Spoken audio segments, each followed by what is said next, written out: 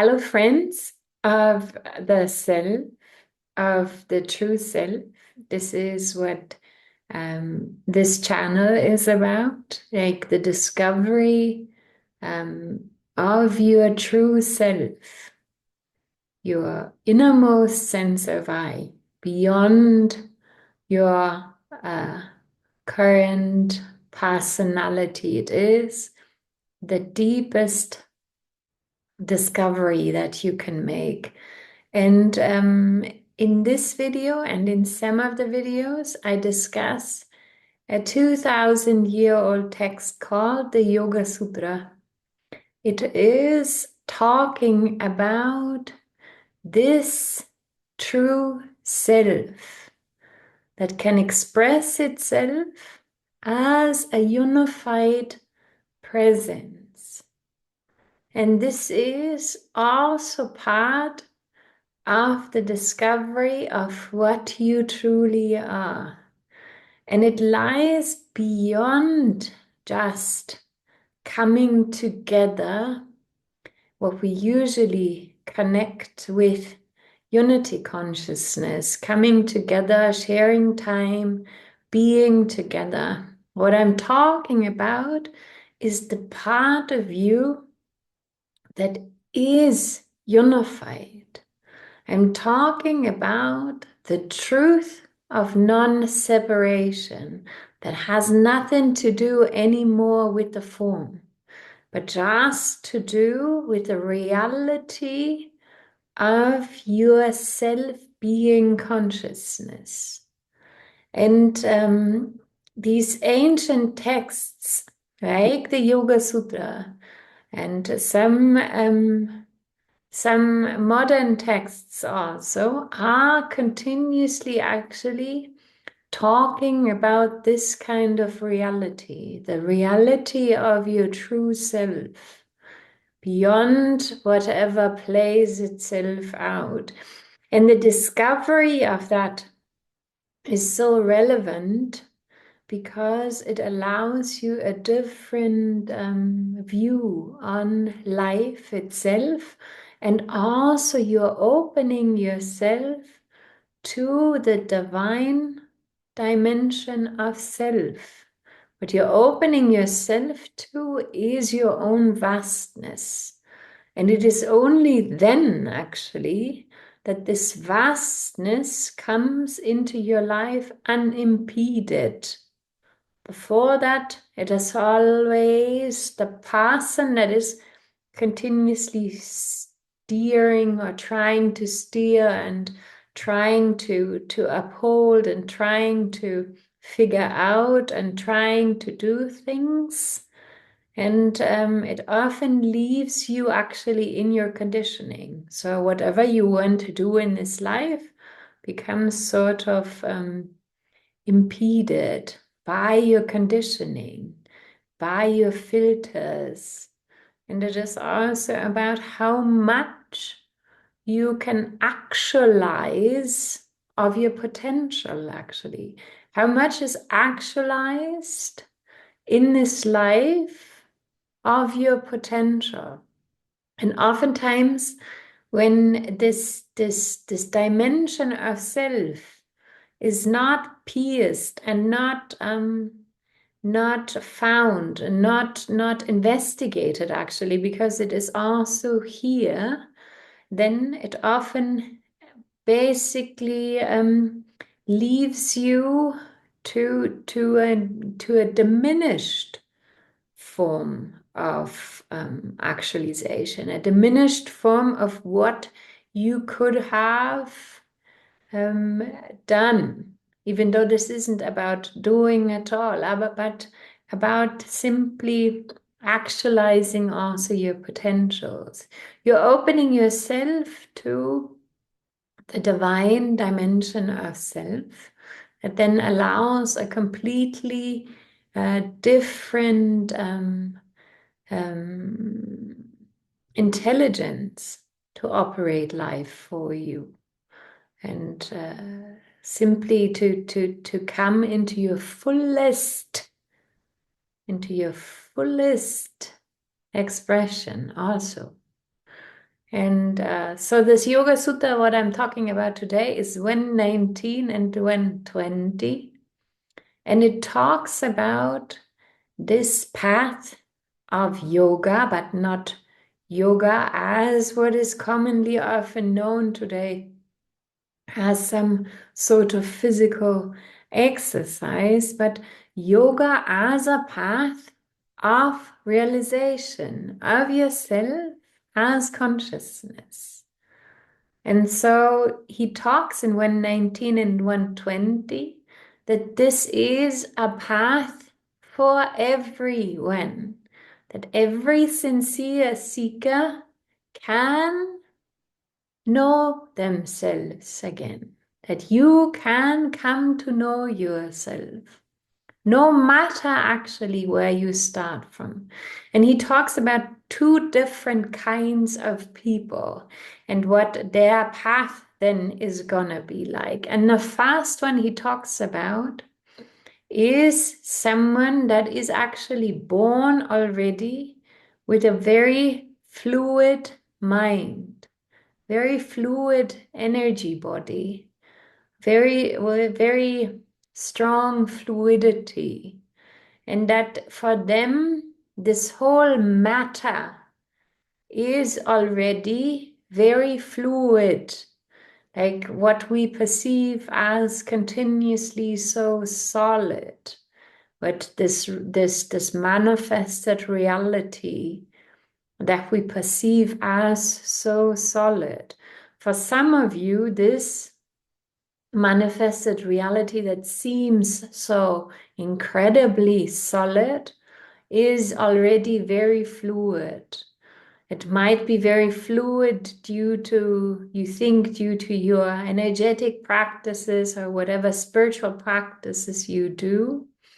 But there is already a deep conviction and a deep knowing that what seems so solid doesn't have a stable character actually in itself, is actually something that continuously changes and is also in that way not completely real, but just an imprint and an image. It is like you, it is as if you are looking the you that you actually are, consciousness, the you that you are, infinite intelligence, is actually looking into a snow globe, one of these nice things that you can shake and then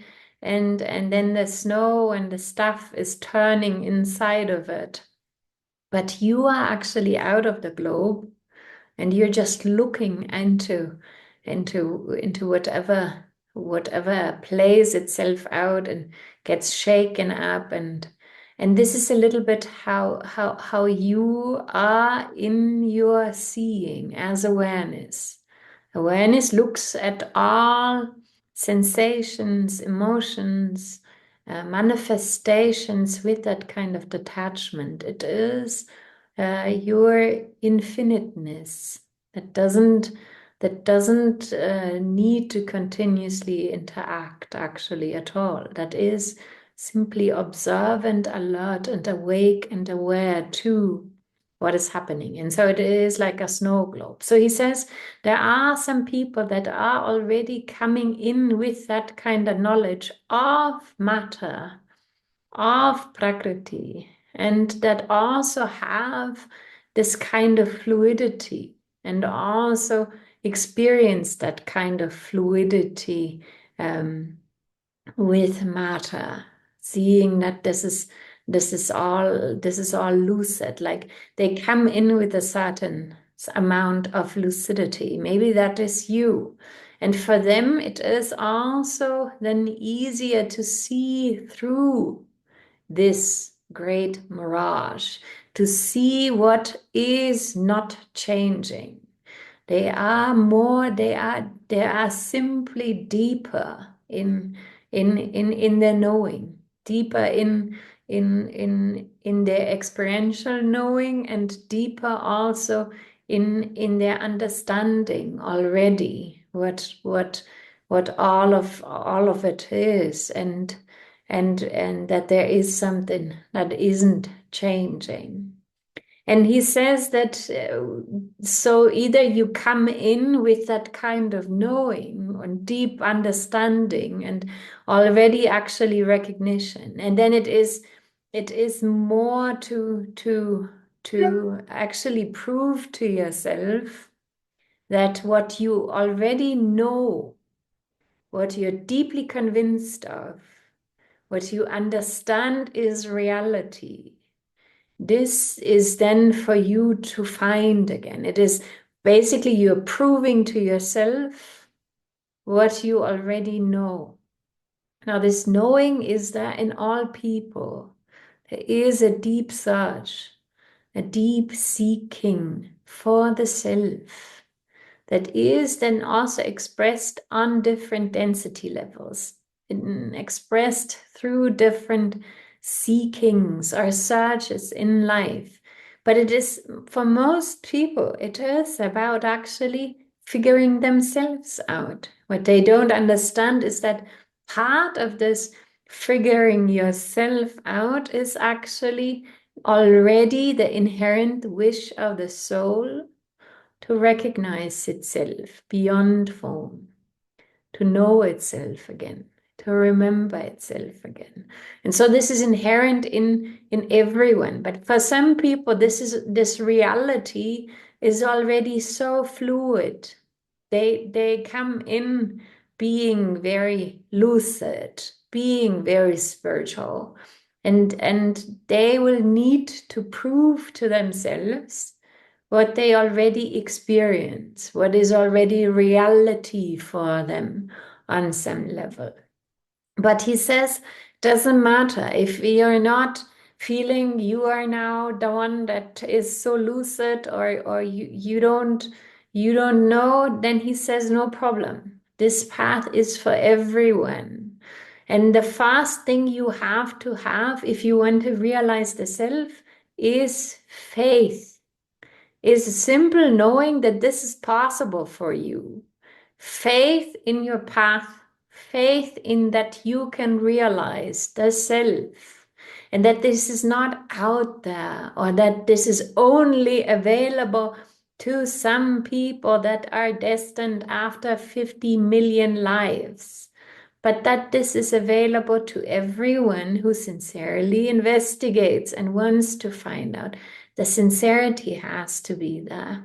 But the first thing he says you have to have is faith. Faith that you, yes, you will realize the self. Nobody else, not necessarily only these that have already. You can realize the self. So the first thing he says is to have that kind of faith, to know this is possible, to have faith in your path, that the right people will show up, that you will listen to the right teachings, that you will do the right practices, that you will find what you need to recognize yourself. And then the second thing he talks about is virya. It is sort of a mixture between honor and strength. An honor to actually continuously come from truth, to be truthful, to simply be honorable on this path. And the other thing is also strength, a strength of yourself to go about this path, to not be, like inconsistent, to not stop seeking, to not disbelieve, to not take on the ideas of the mind, like you're not good enough, or you won't manage, or you will never be able, or maybe in the next life, or I need to postpone, or I need to do something else now, or it's not really for me, or whatever it is the mind is telling you is part of the storyboard that you have taken on and believed to be you. And so virya is also simply the not believing, and to have the strength to go on, even if your mind suggests otherwise, to find the ways and the means and the teachings and the teacher that you feel is helping you, that is actually beneficial for you, and also to simply go on, to not stop, to not be discouraged, to not be demotivated, to see the ego for what it is. And sometimes the ego wants to give up. And then you give up for 2 minutes, and then you get up again, and then you continue your journey, to not believe it, to not give it so much credit, to know it all these emotions and all these doubts and whatever comes up, to go about your way. And then the next thing is smriti. It is to remember what you are, to remember what you are seeking. You are seeking the changeless essence of yourself. You are seeking infinite intelligence. This is how bold you are. And to remember that, to remember you're not seeking anymore some little hobby or some idea of self or some new fad or some happiness that in external means. You are remembering continuously what is the self, what is the true self that you are going for. And then the last thing is samadhi. It is abiding as the self. It is you practicing not taking on thoughts. It is you actually remembering. It is you witnessing, learning how to witness thoughts, learning to become aware of all thoughts. This is not impossible.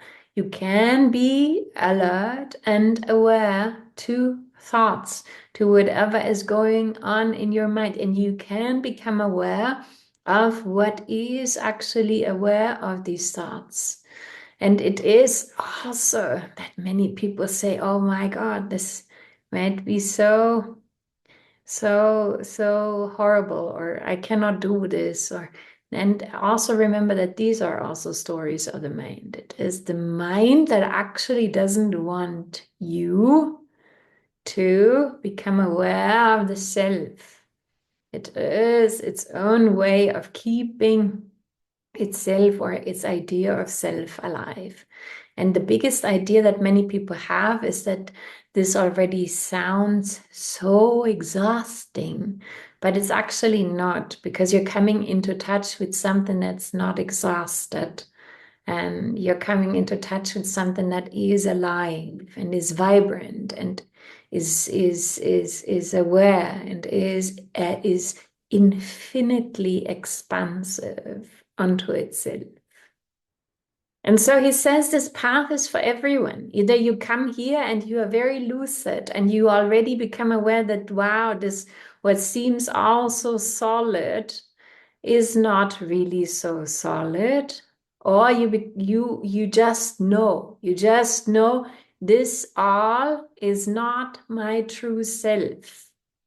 Or you find this path and you remember, you continuously have the faith, you can do it. You continuously remember your strength, not to be deterred, not to be distracted, not to give up, most of all.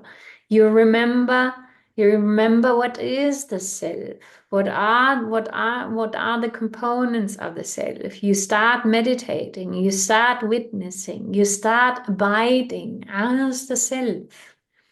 And then everyone can realize the self. And this is the greatest gift because it's the end of all searches. It is the finding of what you are. And it is allowing this causeless dimension, allowing this infinitely intelligent dimension, allowing this divine dimension of self to come in, allowing it to be you again.